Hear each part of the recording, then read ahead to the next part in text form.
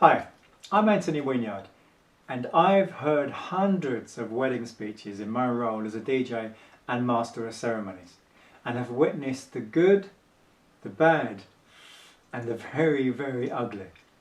Here are a dozen tips to ensure that you're the cool person remembered for delivering a fantastic speech, rather than the loser that put no effort in and told him embarrassing stories. Number 1. Prepare the speech in advance. Thousands of pounds are spent on weddings, the dress, the food, the venue, etc. So don't make the huge mistake that many do of leaving the speeches to the last minute. Do include the speeches as part of the wedding preparation. Work on them early. Review, refine them.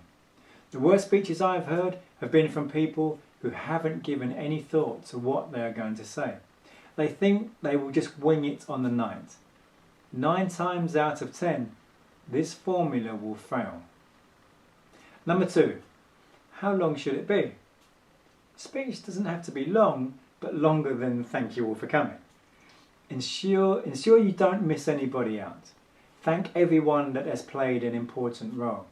It's better to have guests saying, I wish that speech was longer, rather than, oh my God, when will he stop talking? The ideal length for a speech? Around 5 to 7 minutes. It's just about the right time. Number 3, the structure. Like a good book, a wedding speech should have a good structure, meaning a beginning, a middle, and an ending. Don't ramble on. Start by writing the end and work backwards. Now, I know that might sound strange, but it's a great way of writing your speech. Even if you have no other notes, have your last sentence written down so you can finish strongly.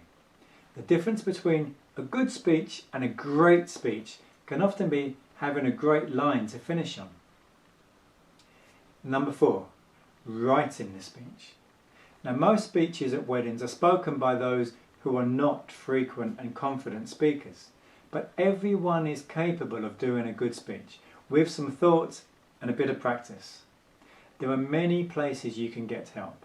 You could join a local Toastmasters international group. It's not the same as the guys in the red coats. I've been a member for 2 years, and the help, support and practice you get is invaluable. And I've seen many guys join because they have to deliver a wedding speech. There are also many good books. However, unless you don't care, don't just go to Google and copy and paste. The same tired old jokes and quotes from page 1 of Google are heard so many times at weddings. You want it to be your speech. Telling your story is always best. Write it yourself, not a neighbour or a friend. It won't have the same emotion to it if it is written by someone else. Most people that haven't delivered a good speech vastly underestimate the importance of having emotion in it. Number 5, the content.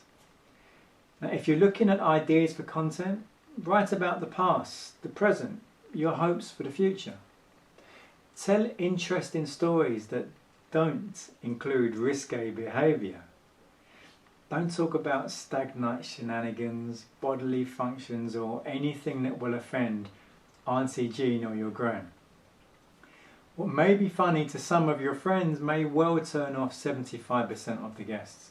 Mistakenly thinking that what is funny amongst the lads down the pub will work during a speech often doesn't work.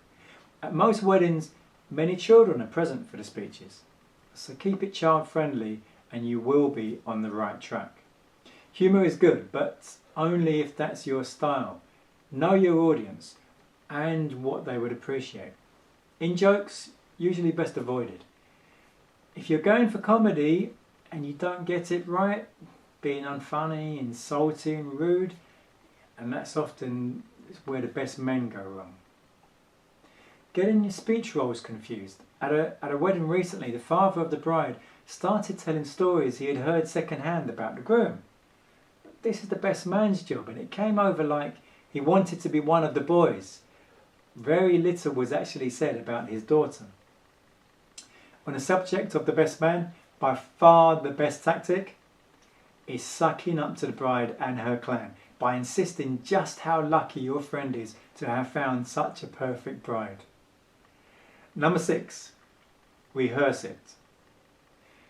Once you have your speech written out and are happy with it, practice in front of the mirror and visualize yourself there at the wedding.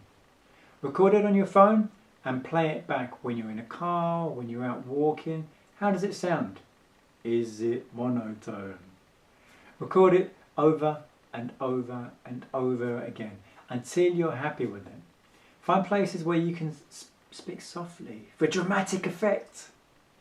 Remember to pause and change the inflection in your voice. When you're happy, perform it in front of one of your family members and get feedback from them. You may even find you've practiced it so many times you only need bullet points and don't have to read word for word.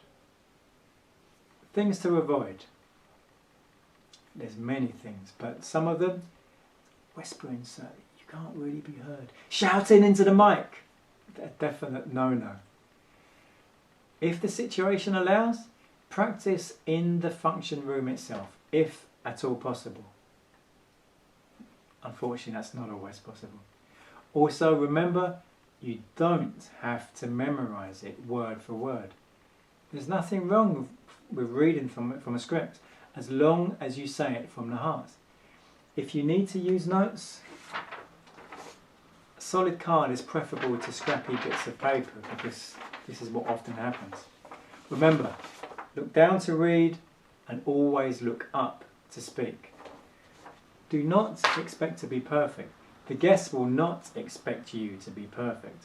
Also, don't speak too fast. Number 7, being heard. The speech does need to be heard all around the room. Use a microphone if you need to and try and practice with it first so you know how to turn your head without losing sound. Hold the microphone directly in front of your mouth, not at your belly button, not at your chest, but directly in front of your mouth. Did I mention you should hold the microphone directly in front of your mouth? It's very important. When you deliver your speech, look up at your audience. Find the friendly faces in the crowd and make eye contact with them. This will give you the confidence you need. Again, have some pauses. Don't want to get too fast and lose everyone. Breathe. As you approach the microphone, take a deep breath and just relax. It will make you feel so much better. Deep breathing sends oxygen to the lungs and to the brain, expands the throat and chest, and promotes relaxation. And smile as well. Number 8, accidents do happen. Don't worry if you forget your lines or mess up. Just smile and say something like, "What I meant to say was," and just carry on. The guests are all there for the same reason, the bride and groom, and they don't want you to fail. They are on your side. If you show you're human, they will warm to you. And ooh and ah, clap and cheer. Give up the belief that you have to be perfect. Give yourself permission to be human. And another thing, don't drink too much alcohol before your speech. The myth that you're funnier when you have had a drink usually is not true. You don't want to be up there swaying and slurring your words.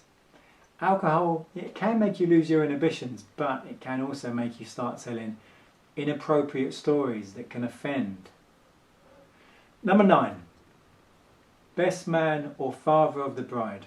Don't try to take over. Don't use props unless it's relevant to the bride and groom. There is nothing worse than a speech that is self-serving and ends up being, "Look at me, how cool do I look?"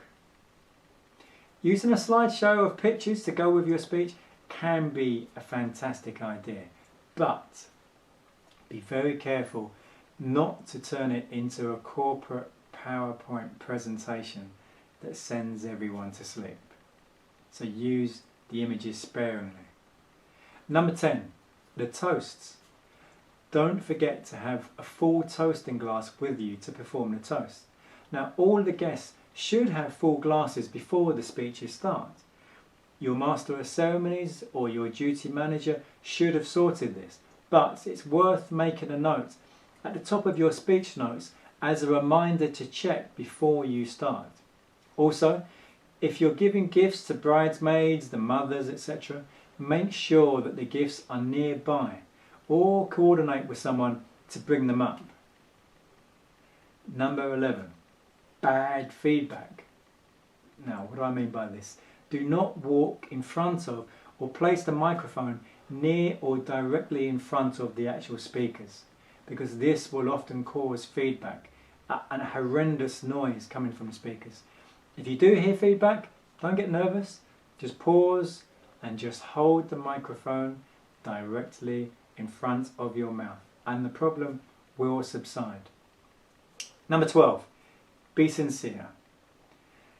So many times I've heard the following phrases said something like this: doesn't the bride look beautiful?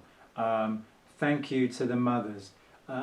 Thank you to Auntie Carol for making the wedding cake. Don't say them as if you're reading a shopping list with no sincerity.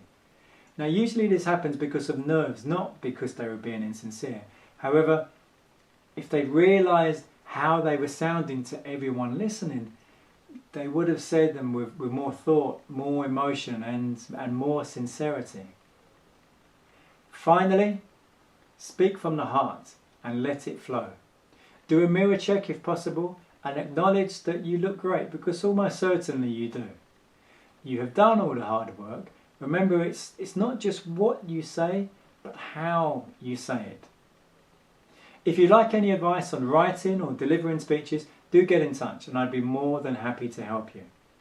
If you don't want to leave it to chance and want to ensure you deliver a memorable speech for the right reasons, then maybe a few lessons from a speaking coach is the way to go. I know a few professional speaking coaches and can put you in touch with one of them to ensure you really deliver a spectacular speech. Have some fun with your speech. Thank you for listening.